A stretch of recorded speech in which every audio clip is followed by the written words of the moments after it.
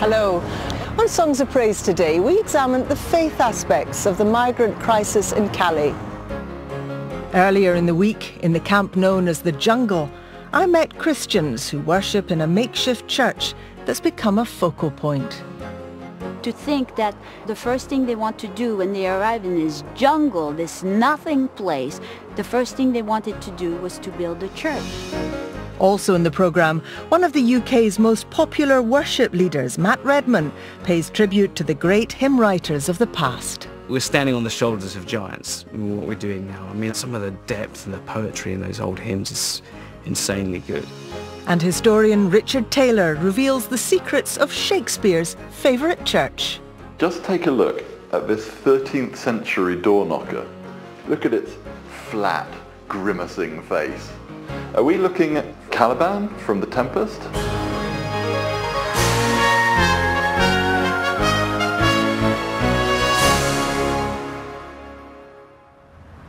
And we've got a mix of hymns and songs, including a new one by Matt Redman, inspired by the phrase, "Abide with me." Here's our first hymn to open the programme. He is exalted, the King is exalted on high. I will praise him. He is exalted, forever exalted, and I will praise his name. He is the Lord, forever his truth shall reign. Heaven and earth rejoice in his holy name.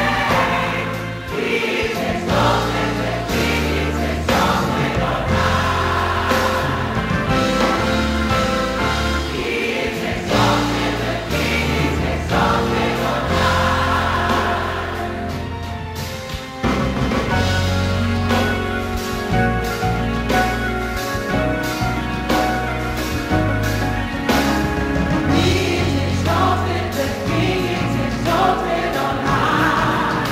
I will praise him. He is exalted, forever exalted, and I will praise his name. He is the Lord, forever his truth shall reign. Heaven and earth rejoice in his holy name.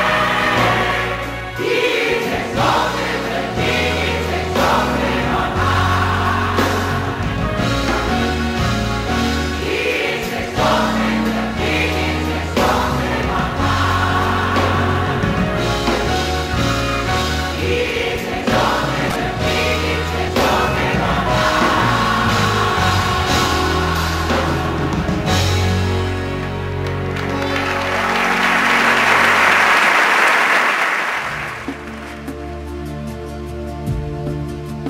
These are the images we've become familiar with.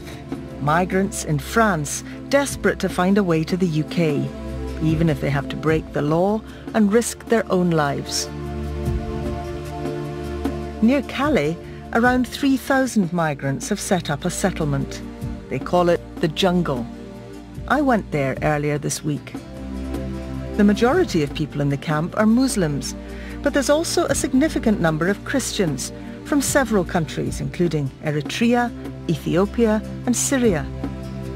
Amidst the canvas and corrugated iron, they've clung to the thing most precious to them, their faith.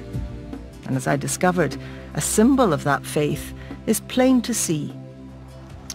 So this is the church. It's surrounded by rubbish. It's clearly makeshift and temporary, but it is a church, and there's something rather striking about it, and it clearly brings a lot of comfort to many of the Christians who live here.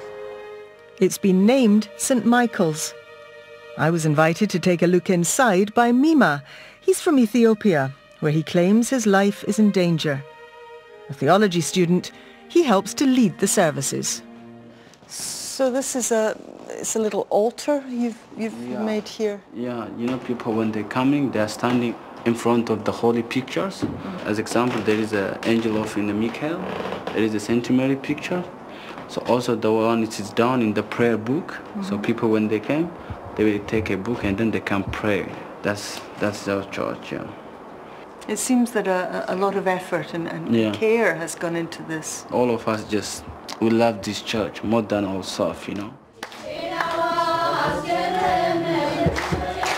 Every Sunday, Christians in the camp join together here for prayer and song.